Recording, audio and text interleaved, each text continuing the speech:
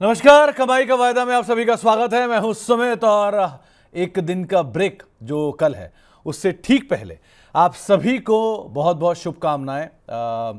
नवमी की, साथ ही राम नवमी की, दुर्गा नवमी की बहुत बहुत शुभकामनाएं। और कल है दशहरा। दशहरे से ठीक पहले मार्केट्स जो हैं वो एक्चुअल में अगर आप देखेंगे फ्रंट लाइन इंडेक्स पे तो बहुत तरीकेबद्ध, मतलब चरणबद्ध तरीके से मैनेज किया हुआ है। 700 अंक ऊपर सेंसेक्स अभी कामकाज कर रहा है, 1% ऊपर है, निफ्टी 1% ऊपर है। लेकिन ब्रॉडर मार्केट्स कहीं ज़्यादा बेटर है। 1800 शेयर तेज़ी में है और 700 साढ़े 700 शेयरों में यानी 800 शेयरों में बिकवाली है। यानी हर एक शेयर की मंदी के सामने करीब 2 से 3 शेयर जो कि तेज़ी में कामकाज करते हुए दिखाई पड़ रहे हैं। निफ्टी बैंक आज का स्टार 1.5% ऊपर कामकाज करता हुआ दिखाई पड़ेगा आपको। इसके अलावा media, financial services, bank, PSU bank थोड़ा बैकफुट पे है, लेकिन प्राइवेट बैंक्स आज सपोर्टिव दिखाई पड़ रहे हैं। एमपीसी के फैसले के बाद एक डिप और डिप के बाद एक अच्छी अपकम।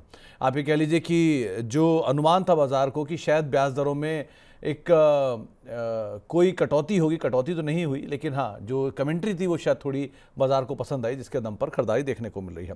बहरहाल इवेंटफुल डे है आज का। पहले तो आज ऑटो सेल्स के नंबर चल ही रहे हैं।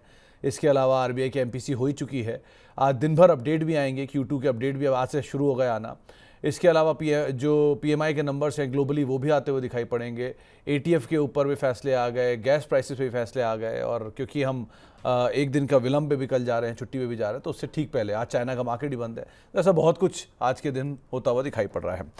खैर, हम बातचीत करेंगे आज वरुण सर से, हमारे साथ मौजूद है, जिनसे हम चर्चा करेंगे मार्केट्स को लेकर भी। वरुण सर नमस्कार, स्वागत है कार्यक्रम में। पहले तो आपको, आपके परिवार, आपकी टीम को हमारी तरफ से दुर्गा नवमी की और राम नवमी की बहुत बहुत शुभकामनाएं। और बाजार भी कुछ चीयर मोड पे आया है। कह लीजिए कि 9 दिनों के कंसेक्यूटिव फॉल का रिकॉर्ड टूटने के बाद आज एटलीस्ट थोड़ा सा पुल बैक है। 9 दिनों बाद ऐसा हुआ है कि प्रीवियस डे हाइज को मार्केट ने ब्रीच किया है। आप कैसे रीड कर रहे हो उसको? सुमित जी नमस्कार, गुड मॉर्निंग। और हमारे सभी व्यूअर्स को, आपकी टीम को और आपको महानवमी की शुभकामनाएं। और आज के दिन जो माँ दुर्गा है, माँ अम्बा है, उनकी कृपा बनी रहे हम सब पर और सबके पोर्टफोलियो भी अच्छा करना शुरू करे आज से, ऐसी शुभकामनाएं। सुमित जी देखिए, आपने जैसे बताया कि 9 दिनों की लगातार एक गिरावट के बाद हम जो प्रीवियस डे का हाई ब्रीच नहीं कर पा रहे थे, आज आरबीआई पॉलिसी के बाद एकदम अचानक से आप देखेंगे तो एक शॉर्ट कवरिंग रैली आई। उसके दो कारण है सुमित जी।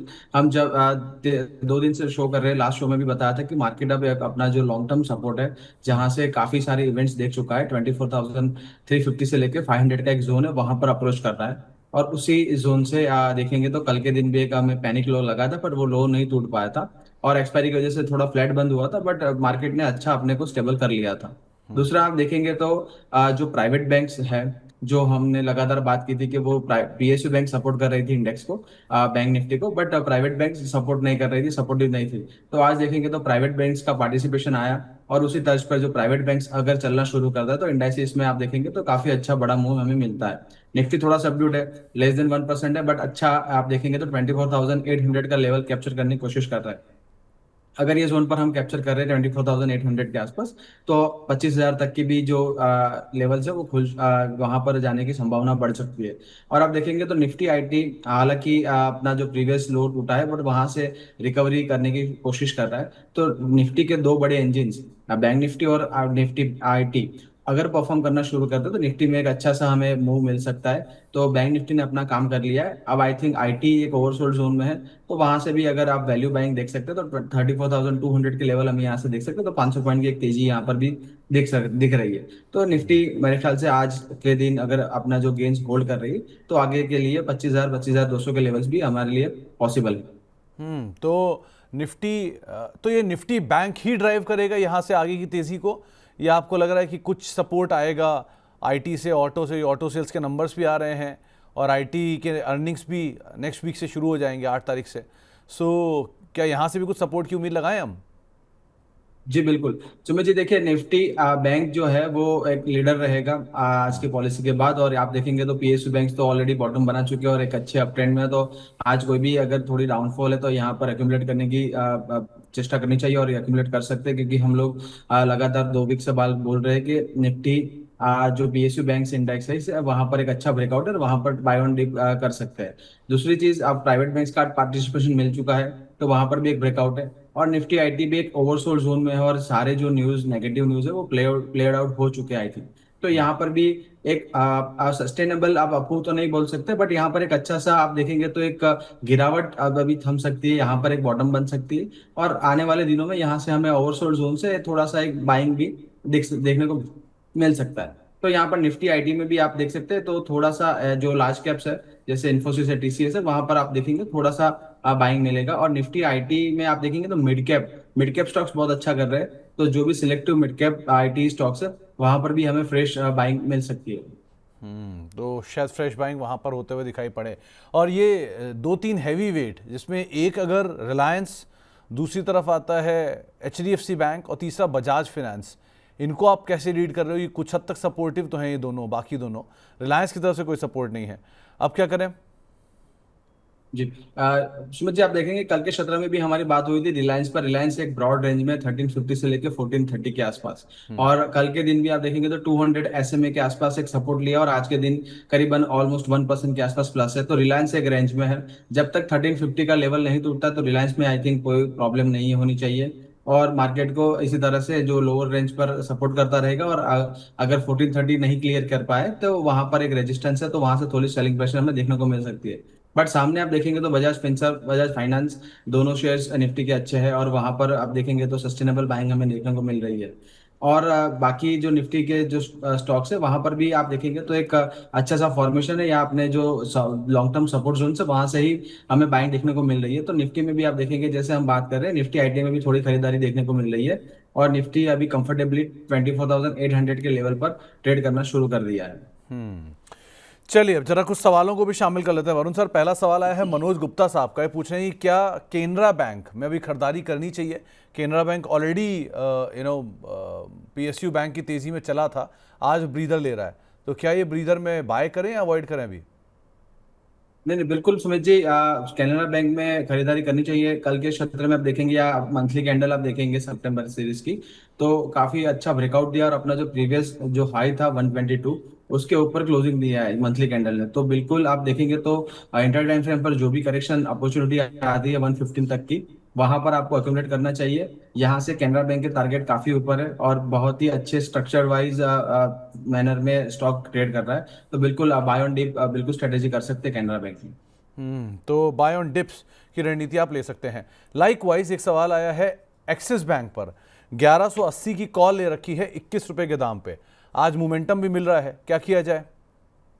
जी सुमित जी, आप देखेंगे एक्सिस बैंक ने एक अच्छा सा बेस बनाया था 1040 1050 के अराउंड। अपना जो Q2 के अर्निंग्स आए थे वहां पर डिसअपॉइंटमेंट था, और वहां पर एक गैप डाउन ओपनिंग मिली थी, और एक अच्छे जोन पर कंसोलिडेट करने के बाद स्टॉक ने एक रैली दिखाई थी। तो 1040 से रैली दिखे 1172 के आसपास आई थी, और वहां से करेक्शन आया था 1120 1130 के आसपास। और वहां पर आपके डेली के जो शॉर्ट टर्म मूविंग एवरेज है सारी अब क्रॉस ओवर हो रही है, और 200 के एसएमए के ऊपर अभी सस्टेन करना शुरू किया है। और अभी जो आज का जो रिवर्सल है वो बहुत ही आप देखेंगे तो बहुत ही बढ़िया है टेक्निकली।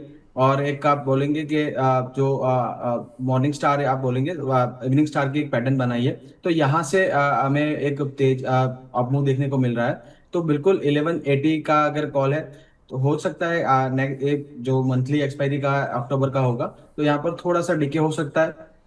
बट 1170 1180 के यहाँ पर टारगेट हमें देखने को मिल सकते हैं, तो बिल्कुल बने रहिए। एक स्टॉप लॉस मेंटेन करना होगा 1135 का। 1135 के नीचे आपका जो ऑप्शन का पोजीशन है वो डीके हो जाएगा ज्यादा, तो 1135 का एक स्टॉप लॉस मेंटेन करिए।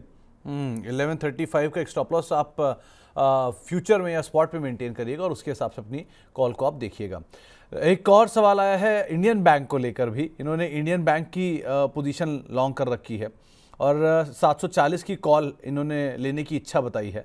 तो क्या ये भी उसी कैटेगरी में, इंडियन बैंक सबसे स्ट्रांग है अगर टेक्निकली देखा जाए तो? सारे बैंक जब कमज़ोर थे तो यही अकेला नया हाई काट रहा था, क्या किया जाए इसमें?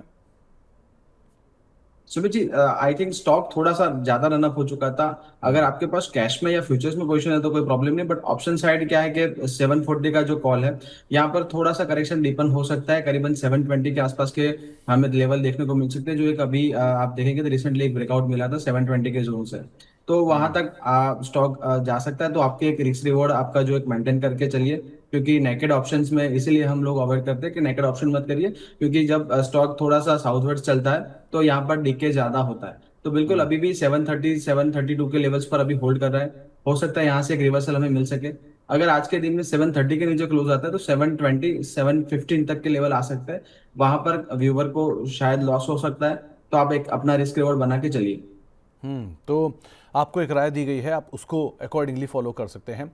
एक इन्फोसिस खरीदने की बातचीत की है मित्तल साहब ने, ओम प्रकाश मित्तल साहब ने, अर्निंग से ठीक पहले। तो क्या इन्फोसिस खरीदने लायक सिचुएशन में दिख रहा है आपको? सुमित जी देखिए, फ्रेश बाइंग तो मैं अवॉइड करूंगा टेक्निकली स्पीकिंग, बट आप देखेंगे तो काफी अभी जो कॉर्पोरेट इवेंट्स यहाँ पर बायबैक का एक चल रहा है यहाँ पर न्यूज। और दूसरी चीज आप देखेंगे तो अर्निंग्स भी आ रहे हैं।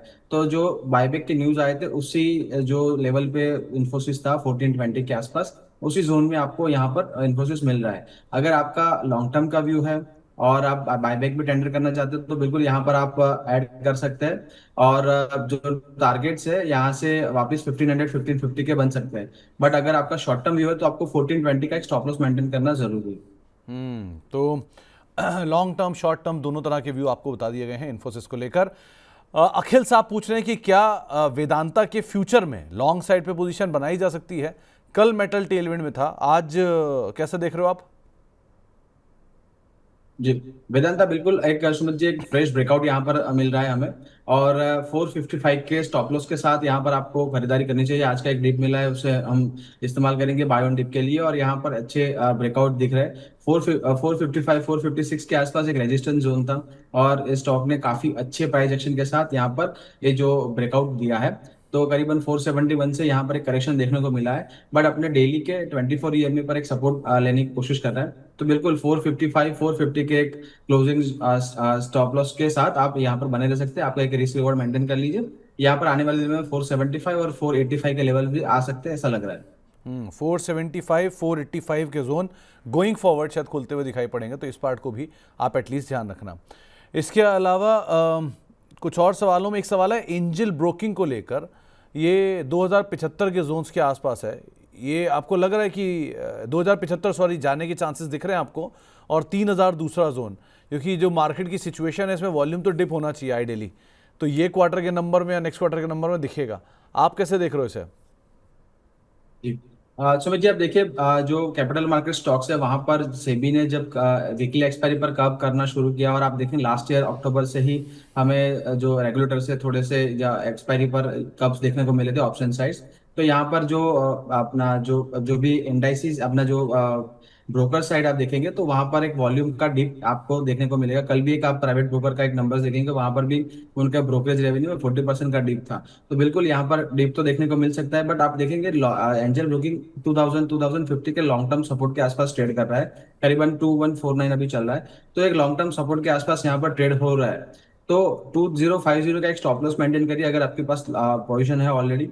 फ्रेश बाइंग अभी अवॉइड करिए। थोड़ा सा अभी भी क्लैरिटी आ जाए रेगुलेटर के और से कि फंडामेंटली ये कंपनी में क्या होने वाला है, तब तक फ्रेश एंट्री अवॉइड करिए। बट आपके पास अगर ऑलरेडी है तो 2050 का एक स्टॉप लॉस क्लोजिंग बेसिस पर मेंटेन करके पोजीशन में बने रह सकते हैं। मोहम्मद शाहिद साहब के पास श्रीराम ट्रांसपोर्ट की कॉल है 650 की। इनफैक्ट वो लेने की इच्छा रख रहे हैं, लेकिन इसमें एक बढ़िया गैप मिला भी आज। क्या करना चाहिए? जी, सुमित जी आप देखिए, श्रीराम ट्रांसपोर्ट फाइनेंस के अंदर आप 640 की कॉल है तो बिल्कुल इन द मनी है, तो बने रहना चाहिए। और आप देखेंगे मैनेजमेंट के साइड से भी आज काफी पॉजिटिव कमेंट्री थी। और टेक्निकली भी आप देखेंगे तो एक अच्छा सा ब्रेकआउट हमें डेली चार्ट्स पर देखने को मिल रहा है। तो बिल्कुल 620 के स्टॉप लॉस के साथ बने रहना चाहिए। और आने वाले दिनों में यहाँ पर भी हायर लेवल 665 से लेके 675 के लेवल्स हमें दिख सकते हैं। तो 665 675 के आसपास के जोन्स आते हुए दिखाई पड़ सकते हैं। लाइकवाइज जरा इसको कंपेयर करना बजाज फाइनेंस से, ज़्यादा बेटर किसको सिचुएशन दिख रही है आपको, श्रीराम फाइनेंस की कि बजाज फाइनेंस की?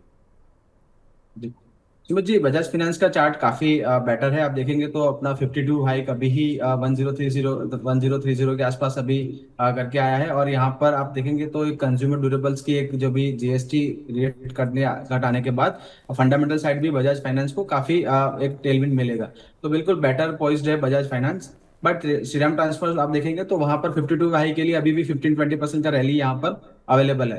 तो लाइकवाइज आप देखेंगे तो बजाज फाइनेंस थोड़ा ज्यादा स्ट्रांग है। बट श्रीराम ट्रांसपोर्ट फाइनेंस में भी आज के बाद आप देखेंगे तो एक यहाँ से अच्छा हमें एक रनअप मिल सकता है।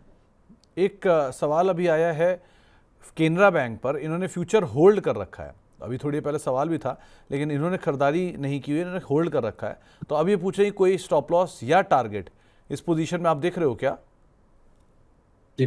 अगर कैनरा बैंक में फ्यूचर साइड आपकी पोजीशन है तो 113 का क्लोजिंग बेसिस पर आप स्टॉप लॉस रख सकते हैं। थोड़ा सा शॉर्ट टू मीडियम टर्म आपका व्यू है, और बिल्कुल शॉर्ट टर्म व्यू है तो 118 का स्टॉप लॉस मेंटेन करिए। अगर 118 टूटता है तो फिर आपका 113 के लेवल पॉसिबल है, तो 113 के लेवल के आसपास वापस आप एंट्री कर सकते हैं। और टारगेट यहाँ पर अगर ये जो जोन हमने बताया वो सस्टेन करता है तो 135 से लेकर 150 तक के टारगेट भी कैनरा बैंक में हमें गोइंग फॉरवर्ड देखने को मिल सकता है। तो केनरा बैंक के लिए टारगेट और स्टॉप लॉस आपको बताया गया, आप इसको अकॉर्डिंगली यहाँ पे फॉलो कर सकते हैं। राम भाई पूछ रहे हैं कि क्या एसबीआई की कॉल बाय कर सकते हैं? आपको लग रहा है कि एसबीआई में लॉन्ग साइड पे जाने लायक सिचुएशन है? दो फ्यूचर में तो जा सकते हैं, लेकिन अगर कॉल में जाते हैं तो कौन सी स्ट्राइक बेटर लग रही है आपको? हाल फिलहाल समझिए, देखिए एसबीआई जैसे आपको ऑप्शन के अंदर पोजीशन बनाने तो आपको एक मोमेंटम वाला स्टॉक चाहिए। SBI being a heavy weight और निफ्टी निफ्टी बैंक का जो पार्टिसिपेशन है उनका, तो थोड़ा सा आप लिक्विडिटी ज्यादा होने की वजह से यहाँ पर आपको स्ट्रेट फॉरवर्ड या मोमेंटम वाले ट्रेड्स नहीं मिल रहे, तो एक लो बीटा स्टॉक है। तो यहाँ पर मैं अवॉइड करूंगा आपको, अगर ऑप्शन साइड नेकेड पोजीशन बनानी है। अगर आपको कोई स्ट्रेटेजी बनानी है तो स्ट्रेटेजी बिल्कुल आप बुल स्प्रेड या आप क्रेडिट स्प्रेड बना सकते हैं। बट यहाँ पर अगर आपको नेकेड ही जाना है तो फ्यूचर बेटर रहेगा एक स्टॉप लॉस मेंटेन करने के बाद, या फिर आप कैश में अक्यूमुलेट करते रहिए, क्योंकि गोइंग फॉरवर्ड लॉन्ग टर्म के लिए एसबीआई में भी अच्छा ब्रेकआउट है। और यहाँ पर भी 950 से लेकर 1000 के टारगेट्स इंटैक्ट है। तो आप जैसे ही अक्यूमुलेट डीप आती है अक्यूमुलेट करिए 840 845 के जोन के आसपास, आपको अच्छे यहाँ पर टारगेट मिल सकते हैं। हम्म, तो 848 के आसपास के एक टारगेट्स यहाँ पे आते हुए दिखाई पड़ सकते हैं। साथ ही साथ एसबीआई कार्ड की भी एक पोजीशन है 900 रुपये के दाम पे, और 13 रुपये के दाम पे उन्होंने खरीदारी की है स्पॉट पे। हालांकि अभी 9 साढ़े 9 रुपये चल रहा है। क्या किया जाए इसमें? एसबीआई कार्ड की सिचुएशन तो कुछ ऐसी कि पिछले 5 साल में शेयर कहीं नहीं गया, वहीं का वहीं खड़ा है जहाँ से शुरू हुआ था। अभी क्या करा जाए इसमें? स्ट्रक्चर वाइज आप देखेंगे सुमित जी, एसबीआई कार्ड्स काफी बेटर है वीकली और डेली चार्ट्स पर, बट कैश में अगर आपको होल्ड कर रहे हैं और आपका थोड़ा सा लॉन्ग टर्म व्यू है तो बहुत अच्छा है। बट ऑप्शन साइड आप देखेंगे तो करेक्टिव जोन में चल रहा है, करीबन 783 के आसपास के लेवल से 905 तक की एक हमें रैली देखने को मिली, और एक करेक्टिव जोन में चल रहा है 860 के आसपास। अच्छे जोन से यहाँ पर बाउंस करने की कोशिश कर रहा है। आपकी पोजीशन है अभी भी लॉस चल रहा है, बट 855 का एक स्टॉप लॉस मेंटेन करिए। हो सकता है यहाँ से आपको एक रिवर्सल मिल जाए और करीबन 900 के लेवल वापस मिल सके, तो आपका जो प्राइस है वो रिकवर हो सकता है यहाँ पर लग रहा है। तो 855 का एक स्टॉप लॉस मेंटेन करना है क्लोजिंग बेसिस पर। नहीं तो समझ जी क्या होगा कि स्टॉक कंसोलिडेट करता रहेगा जोन में और आपका जो प्रीमियम है वो डिके होता रहेगा। तो आपको डिसीजन लेना पड़ेगा बाय बाय द फ्राइडे, और वहां से आपको पोजीशन भी एग्जिट करनी, क्योंकि फिर आप एक दो दिन की छुट्टी आ रही है। और फिर अगर अंडरलाइन में अगर गिरावट भी नहीं आती बट स्टॉक वहीं पे कंसोलिडेट करेगा तो भी आपका प्रीमियम डिके होता रहेगा। तो नेकेड साइड में वो प्रॉब्लम रहती है, इसी वजह से आपको एक स्टॉप लॉस मेंटेन करना बहुत जरूरी है। दीपक साहब कल आपसे हीरो ज़ीरो पूछ के गए थे। उन्होंने बोला कि हीरो ज़ीरो में कल मज़ा नहीं आया क्योंकि कल बाज़ार इतना चला भी नहीं, वैसे भी कल ऐसा रेंज बाउंड मार्केट था, कुछ होना ही नहीं था। आज हीरो ज़ीरो कोई देख रहे हो क्या वरुण सर? कोई बढ़िया निफ्टी में या निफ्टी बैंक में कोई पोजीशन? सुमित जी आप देखिए, सेंसेक्स की एक एक्सपायरी है आज, और आप आवरी चार्ट पर देखेंगे तो एक चैनल पैटर्न में चल रहा था प्राइस एक्शन, और एक डबल बॉटम बनाने के बाद एक ब्रेकआउट देने की कोशिश की है। तो 80,828 अभी स्पॉट चल रहा है। तो आई थिंक 80,800 या 80,900 का आपका एक कॉल जो है उस साइड आप देख सकते हैं। और यहाँ पर करीबन आप देखेंगे तो सेकंड हाफ के बाद मैं पोजीशन आपको सजेस्ट करूंगा, तो 104 के आसपास है। अगर 80 या 75 के आसपास अगर 80,900 का कॉल आपको मिल रहा है तो वहां पर एक्यूमुलेट करिए, एक स्टॉप लॉस मेंटेन करिए 55 का। या आपको जो सेकंड हाफ में अगर हमें रैली देखने को मिल रही है तो 150 से लेके 165 के टारगेट बन सकते हैं। तो आपको एक सेंसेक्स की एक्सपायरी या सेंसेक्स से रिलेटेड एक कॉल दी गई है, आप उसको आज के लिए ट्रेड कर सकते हैं हीरो ज़ीरो के तौर पर। ये ज़्यादा बेटर सिचुएशन रहेगी। कोई स्टॉक भी है क्या वरुण सर जिसके ऊपर आपकी नज़र है आज इंट्राडे में या मीडियम टर्म में? जी सुमित जी, पीएसयू बैंक्स पर हमारी बुलिश कॉल है, और आप देखेंगे तो बैंक ऑफ बड़ौदा में थोड़ी सी हमें आज 260 के लेवल से गिरावट देखने को मिल रही है। तो बिल्कुल बैंक ऑफ बड़ौदा आप एक्यूमुलेट कर सकते हैं 255 टू 255 के जोन में। 245 का एक स्टॉप लॉस आप मेंटेन करिए, क्योंकि हमारा स्टॉप लॉस अर्लियर 235 का था, बट अब स्टॉक एक रनअप दे चुका है तो हमने स्टॉप लॉस ट्रेल करके 245 लेके आए हैं। और दूसरा कॉल हमने कल दिया था JSPL पर, जिंदा स्टूडेंट पावर। वहां पर भी हमारी खरीदारी की सलाह इंटैक्ट है। 1030 का स्टॉप लॉस मेंटेन करिए। आने वाले दिनों में 1100 1145 के लेवल आ सकते हैं। तो JSPL में तो कॉल इंटैक्ट है ही, प्लस बैंक ऑफ बड़ौदा इसके ऊपर भी आप लोग नज़र रख सकते हैं। एक ड्रॉप के तौर पे ये अभी चल रहा है, PSU बैंक आज बैकफुट पर है, लेकिन वहाँ पर अगर आप लॉन्ग करना चाहें तो एक बार कोई यहाँ पर फिर भी लॉन्ग साइड पोजीशंस बनते हुए दिखाई पड़ सकते हैं। थोड़ी बेटर सिचुएशन में एटलीस्ट ये दिखाई पड़ सकता है, तो इसको आप देख सकते हैं लॉन्ग साइड पर। कुछ और स्टॉक्स जहाँ पर आज एक अच्छे लॉन्ग है, उसमें हुडको को देखिए, वो Q2 के अपडेट आया और रोबस्ट तेज़ी है उसके बाद से, अच्छे फ्रेश लॉन्ग भी बन रहे हैं। और हुडको के साथ साथ आयरेडा में भी Q2 के अपडेट है और इनके में भी तेज़ी देखने को मिल रही है। तो ये तेज़ी सस्टेनेबल दिख रही है क्या इन दोनों में? हुडको की सुमित जी बात करेंगे तो जो हमारे को पैनलिस्ट है कुणाल जी ने एक बार कॉल दी थी और वहां पर उनके करीबन 240 के टारगेट हिट हुए थे। और आप देखेंगे 240 से एक अच्छा डीप आया था 220 के लेवल के आसपास, जो एक रेजिस्टेंस जोन था, वहां पर सपोर्ट लेके स्टॉक ने वापस रिवर्सल यहाँ पर किया है। तो बिल्कुल यहाँ पर एक बेस बना है 220 के आसपास। अगर थोड़ा सा short term to medium term outlook है तो 230 का एक स्टॉप लॉस मेंटेन करिए। आने वाले दिनों में 245 255 के लेवल यहाँ पर बन सकते हैं। और दूसरी बात, आपने ईडा की बात की, तो ईडा में आप देखेंगे तो एक रनअप देखने को मिला था, बट स्टॉक अभी भी आप देखेंगे तो डेली के 200 SMA के नीचे ट्रेड कर रहा है। तो यहाँ पर अभी भी जो पोजिशनल टाइम फ्रेम या जो आपका जो लॉन्ग टर्म टाइम फ्रेम है, वहां पर अभी जो पॉजिटिव स्टांस है या पॉजिटिव स्ट्रक्चर डेवलप हो रहा है, अभी कंफर्मेशन नहीं मिला है, तो ईडा अभी अवॉइड कीजिए। हुडको में क्या बेटर आपका चार्ट दिख रहा है यहाँ। हम्म।